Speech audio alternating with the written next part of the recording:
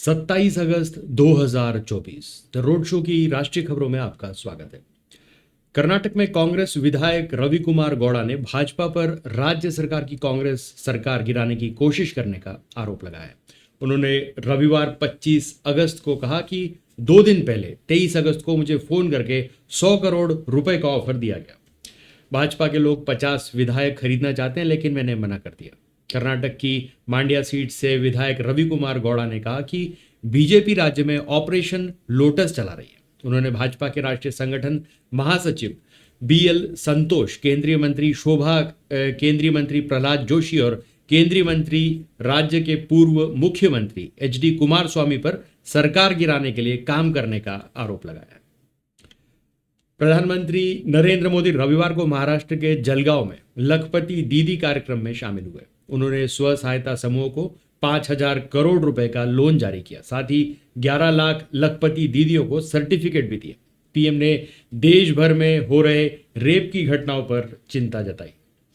कोलकाता में महिला डॉक्टर, बदलापुर में 2 बच्चियों के यौन शोषण समेत देश भर में हो रही घटनाओं का बिना नाम लिए उन्होंने कहा, आज देश का हर राज्य अपनी बेटियों की पीड़ा और गुस्से को समझ रहा है। मैं देश के हर राजनीतिक दल और राज्य सरकार से कहूंगा कि महिलाओं के खिलाफ अपराध अक्षम्य है। दोषी कोई भी हो, बचना नहीं चाहिए। सरकारें आती जाती रहेंगी। नारी के सम्मान और गरिमा और उनके जीवन की रक्षा का दायित्व हमारा है। महाराष्ट्र के बाद मोदी राजस्थान जाएंगे। वे जोधपुर में राजस्थान हाईकोर्ट प्लेटिनम जुबली समारोह में शामिल होंगे। यहां हाईकोर्ट संग्रहालय का भी उद्घाटन करेंगे। भाजपा सांसद व बॉलीवुड एक्ट्रेस कंगना रनौत के किसान आंदोलन को दिए विवादित बयान पर पंजाब में बवाल मच गया। पंजाब कांग्रेस के पूर्व मंत्री राजकुमार वेरका ने कंगना रनौत पर राष्ट्रीय सुरक्षा एक्ट एनएसए लगा असम की डिब्रूगढ़ जेल भेजने की मांग की। कंगना के इंटरव्यू के बाद पूर्व मंत्री ने वीडियो जारी किया, जिसमें उन्होंने कहा, कंगना रनौत रोज पंजाब के नेताओं के खिलाफ जहर उगलती है। आज कंगना रनौत ने कहा, किसान खालिस्तानी है। देश के किसानों को गाली निकाली है। उन्होंने कहा कि किसान आंदोलन के बीच मर्डर हुए, रेप हुए। वेरका ने आगे कहा कि कंगना रनौत वह किसी की शह पर बोल रही है। बीजेपी इसके लिए सफाई दे। वे भाजपा की चुनी गई एमपी हैं। वे कोई आम आर्टिस्ट नहीं है, वे एक एमपी हैं। भाजपा को सफाई देनी चाहिए। कोलकाता के आरजीकर मेडिकल कॉलेज में ट्रेनी डॉक्टर से रेप और मर्डर के आरोपी संजय का पॉलीग्राफ टेस्ट हो गया। सीबीआई और सेंट्रल फॉरेस्ट टीम के मेंबर्स रविवार 25 अगस्त को प्रेसिडेंसी जेल पहुंचे, जहां संजय बंद है। मेंबर्स ने दोपहर करीब 12:30 बजे से 3:30 बजे तक संजय से सवाल किए। एक दिन पहले 24 अगस्त को आरजे मेडिकल कॉलेज के पूर्व principal Sandip Ghosh, 4 fellow doctors और एक वॉलंटियर का पॉलीग्राफ टेस्ट किया गया। सीबीआई ने आज संदीप घोष के घर छापा मारा। एजेंसी ने घोष और उनसे जुड़े लोगों के 15 ठिकानों पर तलाशी ली। सीबीआई के लगभग 7 अधिकारी सुबह 8 बजे से घोष से उनके बेलिया घाटा आवास पर पूछताछ कर रहे। सीबीआई टीम आज सुबह जब घोष के घर पहुंची तो परिवार वालों ने 1 घंटे 15 मिनट तक दरवाजा ही नहीं खोला। केंद्रीय गृह मंत्री अमित शाह ने मार्च 2026 तक देश से नक्सलवाद खत्म करने की बात कही है। छत्तीसगढ़ के रायपुर में शनिवार को वामपंथी उग्रवाद पर उन्होंने समीक्षा की। इसके बाद उन्होंने कहा कि अब समय आ गया है कि वामपंथी उग्रवाद की समस्या पर एक मजबूत रणनीति के साथ, रुथलेस रणनीति के साथ अंतिम प्रहार किया जाए। समीक्षा बैठक में 7 राज्यों के अफसरों के साथ शाह ने करीब 4 घंटे तक बातचीत की। मीटिंग में अलग अलग राज्यों के डीजीपी, पैरामिलिट्री फोर्स के चीफ और राज्य सरकार के सचिवों को बुलाया गया।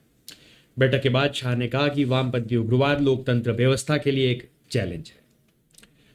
नेता प्रतिपक्ष राहुल गांधी ने कहा कि मोदी जी राजा महाराजा शहंशाह वाला मॉडल चलाना चाहते थे। मैंने मोदी जी को संविधान माथे पर लगाने के लिए मजबूर कर दिया, लेकिन बता दूं कि बीजेपी को मैं अपना गुरु मानता हूं।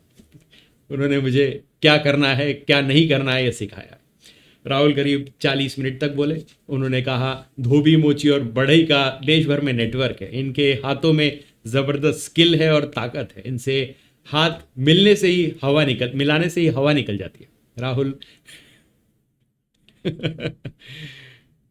राहुल शनिवार 24 अगस्त को प्रयागराज पहुंचे और संविधान का सम्मान और उसकी रक्षा कार्यक्रम में शामिल हुए। उन्होंने सुल्तानपुर के मोची रामचेत की कहानी सुनाई। बताया कि उनके हाथों में जबरदस्त हुनर है। वे 40 साल से मोची का काम कर रहे हैं, लेकिन उनका कोई सम्मान नहीं करता। जम्मू कश्मीर की पूर्व मुख्यमंत्री और पीडीपी चीफ महबूबा मुफ्ती ने शनिवार 24 अगस्त को पार्टी का घोषणा पत्र जारी किया। उन्होंने केंद्र शासित प्रदेश के स्पेशल स्टेटस से जुड़े आर्टिकल 370 और 35A की वापसी के प्रयास और पाकिस्तान से ट्रेड दोबारा शुरू करने का वादा किया। महबूबा ने कहा कि हमारी सरकार बनी तो आर्म्ड फोर्सेस को मिली स्पेशल पावर, आतंक निरोधी कानून जिसे यूएपीए भी कहा जाता है, पब्लिक सेफ्टी एक्ट पीएसए और एनिमी एक्ट हटाएंगे।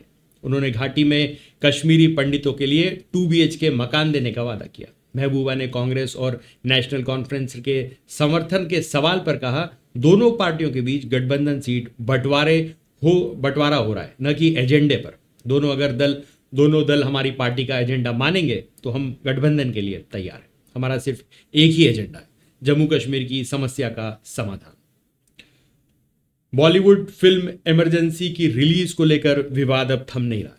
शिरोमणि गुरुद्वारा प्रबंधक कमेटी SGPC ने विवादित दृश्यों के साथ फिल्म इमरजेंसी का ट्रेलर रिलीज करने के आरोप लगाते हुए अब जी स्टूडियो को कानूनी नोटिस भेज दिया है।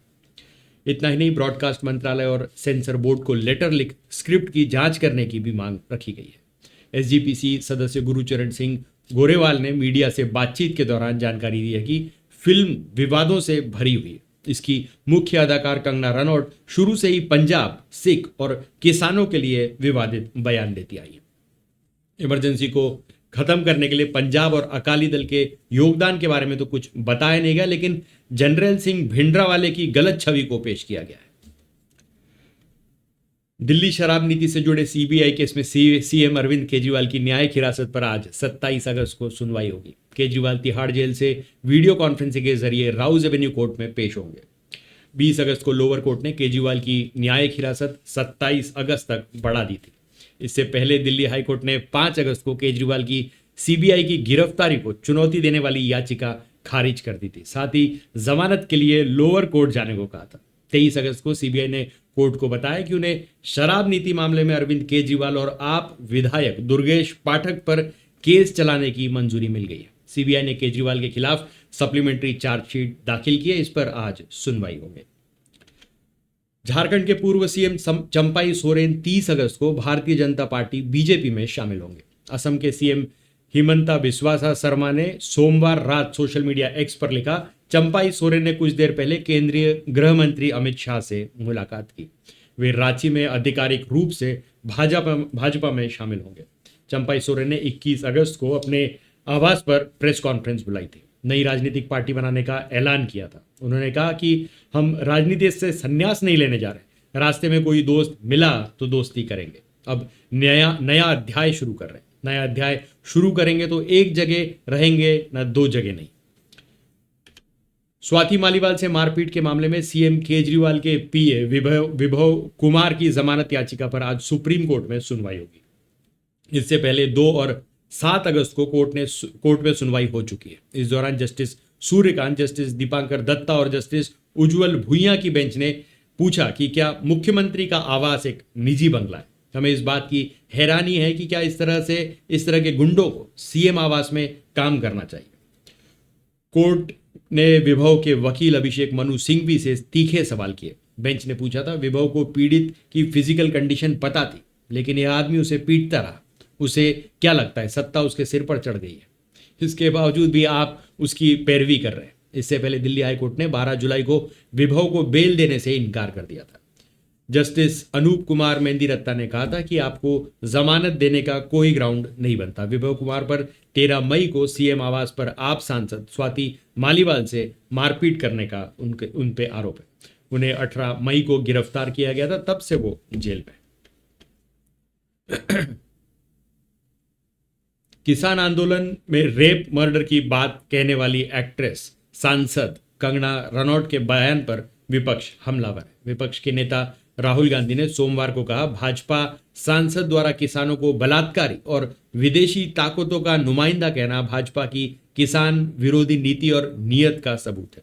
इससे पहले भाजपा ने एक्ट्रेस सांसद कंगना रनौत के बयान से खुद को अलग कर लिया था। अब शिवसेना उद्धव गुट सांसद प्रियंका चतुर्वेदी ने कहा है कि कंगना ने किसानों को रेपिस्ट कहा है, उन्हें देश से माफी मांगनी चाहिए। आंदोलन में विदेशी हाथ होने से कंगना के दावे पर चतुर्वेदी ने कहा कि क्या उनके पास प्रधानमंत्री, गृह मंत्री और एनएसए डोभाल से ज्यादा जानकारी? सीबीआई उन्हें अरेस्ट करके पूछताछ करे ताकि सच सामने आ सके। मैं अब भाजपा के साथ नहीं जाऊंगा जिनकी वजह से उनकी पार्टी को नुकसान उठाना पड़ा। मैं एनडीए में रहा हूं, हमने 4.5 साल तक उनका साथ दिया है। शायद ही देश की किसी पार्टी ने इतने लंबे समय तक उनका साथ दिया हो, लेकिन हमें सम्मान नहीं मिला। हमारा उनसे कोई झगड़ा नहीं। हमने उनसे कहा था कि हमें कोई लोकसभा सीट नहीं चाहिए, बस पेंशन बढ़ाकर 5,100 रुपये कर दीजिए। लेकिन न तो उन्हें पेंशन बढ़ाकर 5,100 रुपये करने की बात की और न ही सीट बंटवारे पर कोई सहमति बनी। उन्होंने अपना रास्ता चुना और हम भी अलग हो गए। हरियाणा के पूर्व डिप्टी सीएम और जेजेपी नेता दुष्यंत चौटाला ने एक मीडिया एजेंसी को दिए इंटरव्यू में ये बात कही। उन्होंने इंडिया गठबंधन के साथ गठजोड़ पर कहा कि देखते हैं, अगर हमारे पास संख्या होती है और हाँ, अगर हमारी पार्टी को प्राथमिकता दी जाती है तो क्यों नहीं। दुष्यंत ने इस बयान पर केंद्रीय मंत्री मनोहर लाल खट्टर ने कहा कि किसने बुलाया उनको। उन्होंने कहा कि निश्चित रूप से भाजपा तीसरी बार हरियाणा में सरकार बनाएगी, एक नया रिकॉर्ड भी बनेगा। हम हरियाणा के मुख्यमंत्री नायब सिंह सैनी के नेतृत्व में जीत हासिल करेंगे। कोलकाता रेप मर्डर केस में सरकार ने सोमवार 26 अगस्त को पश्चिम बंगाल की मुख्यमंत्री ममता बनर्जी की चिट्ठी का जवाब दिया। केंद्र ने ममता सरकार को कहा कि बंगाल में कुल 123 फास्ट ट्रैक कोर्ट शुरू किए जाए, लेकिन उनमें से अधिकतर बंद है। ममता ने 22 अगस्त को पीएम मोदी की चिट्ठी लिखी थी। इसमें उन्होंने कहा था कि देश में रोज रेप के 90 मामले सामने आते हैं, इसे रोकने के लिए सख्त कानून बनाना चाहिए। केंद्र सरकार की ओर से ममता की चिट्ठी का जवाब महिला विकास और परिवार कल्याण मंत्री अन्नपूर्णा देवी ने दिया। यूपी के सीएम योगी आदित्यनाथ ने सोमवार को आगरा में यह बात कही। वे यहां पुरानी मंडी चौराहे पर राष्ट्रवीर दुर्गादास राठौर की प्रतिमा का अनावरण करने पहुंचे। इस दौरान उन्होंने कहा, मुझे लगता है कि 10 साल से यह प्रतिमा मेरा इंतजार कर रही थी। मेरे ऊपर उनकी कृपा हो गई। मुझे यहाँ आने का अवसर भी तब मिला जब कृष्ण का जन्म हो रहा था। योगी ने राधे राधे कहकर जनसभा में मौजूद लोगों को कृष्ण जन्माष्टमी की शुभकामनाएं भी दी। योगी के इस बयान पर सपा प्रमुख अखिलेश यादव ने पलटवार किया है। उन्होंने कहा, जिम्मेदार लोगों का काम भय से बचाना होता है, भय फैलाना नहीं। अगर ये किसी के व्यक्तिगत विचार हैं तो गलत है, अगर उनके दल के हैं तो और भी ज्यादा गलत है। भाजपा राज्य में बने भय के इस वातावरण में क्या डबल इंजन कहीं दुबक कर जाकर बैठा है। जम्मू कश्मीर विधानसभा चुनाव को लेकर नेशनल कॉन्फ्रेंस और कांग्रेस के बीच सीट शेयरिंग फॉर्मूला सोमवार को फाइनल हो गया। केंद्र शासित प्रदेश की 90 सीटों में से 50 पर नेशनल कॉन्फ्रेंस और 32 सीटों पर कांग्रेस चुनाव लड़ेगी। 5 सीटों पर फ्रेंडली फाइट होगा। 2 सीटें सीपीआई एम और पैंथर्स पार्टी को मिली है। कांग्रेस महासचिव केसी वेणुगोपाल, सलमान खुर्शीद और प्रदेश अध्यक्ष हामिद कर्रा ने सोमवार को श्रीनगर में नेशनल कॉन्फ्रेंस के सुप्रीमो फारूक अब्दुल्ला के घर जाकर उनसे मुलाकात की। नेताओं के बीच घंटों चली मीटिंग के बाद सीट शेयरिंग पर बात बनी। वेणुगोपाल ने कहा, भाजपा जम्मू कश्मीर की आत्मा को नष्ट करने की कोशिश कर रही है। हमारे इंडिया ब्लॉक का मुख्य उद्देश्य जम्मू कश्मीर की आत्मा को बचाना है, इसलिए कांग्रेस और नेशनल कॉन्फ्रेंस जम्मू कश्मीर में एक साथ आए हैं, एक साथ लड़ेंगे, जीतेंगे और सरकार बनाएंगे। किसान आंदोलन के दौरान रेप मर्डर होने के कंगना रनौत के बयान पर विपक्ष हमलावर है। विपक्ष के नेता राहुल गांधी ने सोमवार को कहा, भाजपा सांसद द्वारा किसानों को बलात्कारी और विदेशी ताकतों का नुमाइंदा कहना भाजपा की किसान विरोधी नीति और नीयत का सबूत है। अन्नदाताओं के मान सम्मान पर हमला करने से किसानों से किया गया मोदी सरकार का धोखा छिप नहीं सकता। इससे पहले भाजपा ने एक्ट्रेस सांसद कंगना रनौत के बयान से खुद को अलग कर लिया। भाजपा की प्रेस रिलीज जारी की। इसमें लिखा है, कंगना के बयान से वो असहमत है। उन्हें पार्टी की नीतिगत मुद्दों पर बोलने की इजाजत नहीं है। वे पार्टी की तरफ से बयान देने के लिए अधिकृत नहीं। भाजपा ने कंगना को हिदायत दी है कि वे इस मुद्दे पर आगे कोई बयान ना दें। झारखंड विधानसभा चुनाव बीजेपी और आजसू साथ मिलकर लड़ेंगे। सोमवार को दिल्ली में केंद्रीय गृह मंत्री अमित शाह से मुलाकात के बाद आजसू सुप्रीमो सुदेश महतो ने इसकी घोषणा की। दिल्ली में सुदेश महतो और अमित शाह के बीच एक बैठक हुई। बैठक में 7 चुनाव लड़ने पर सहमति बनी। हालांकि आजसू कितने सीटों पर चुनाव लड़ेगी यह क्लियर नहीं किया गया। साल 2019 में हुए विधानसभा चुनाव में दोनों पार्टियों के बीच सहमति बनी, लेकिन चुनाव से पहले आजसू ने अपना रास्ता अलग कर लिया था। इसका खामियाजा दोनों ही पार्टियों को उठाना पड़ा था। भाजपा 28 सीटों पर अटक गई थी, वहीं आजसू को 2 सीटें ही हाथ लगी थी। पश्चिम बंगाल में ओबीसी सर्टिफिकेट रद्द किए जाने के मामले में आज 27 अगस्त सुप्रीम कोर्ट में सुनवाई होगी। बंगाल सरकार ने 20 अगस्त को सुप्रीम कोर्ट में एक अपील दायर की थी। दरअसल 22 मई को कलकत्ता हाई कोर्ट ने राज्य में 2010 के बाद कई जातियों को मिले ओबीसी स्टेटस को रद्द कर दिया। इसके साथ ही हाई कोर्ट ने सार्वजनिक क्षेत्र की नौकरियां और राज्य द्वारा एजुकेशनल इंस्टीट्यूट में मिलने वाले आरक्षण को अवैध ठहराया था। सुप्रीम कोर्ट में राज्य सरकार की अपील पर 5 अगस्त को कोर्ट ने कहा था, मुस्लिम कम्युनिटी समेत 77 नई जातियों को ओबीसी लिस्ट में क्यों शामिल किया गया। राज्य सरकार इन नई जातियों के सामाजिक और आर्थिक पिछड़ेपन का डेटा दे। इसके जवाब में राज्य सरकार की ओर से एडवोकेट कपिल सिब्बल ने हाईकोर्ट कलकत्ता के फैसले को रद्द करने की मांग की।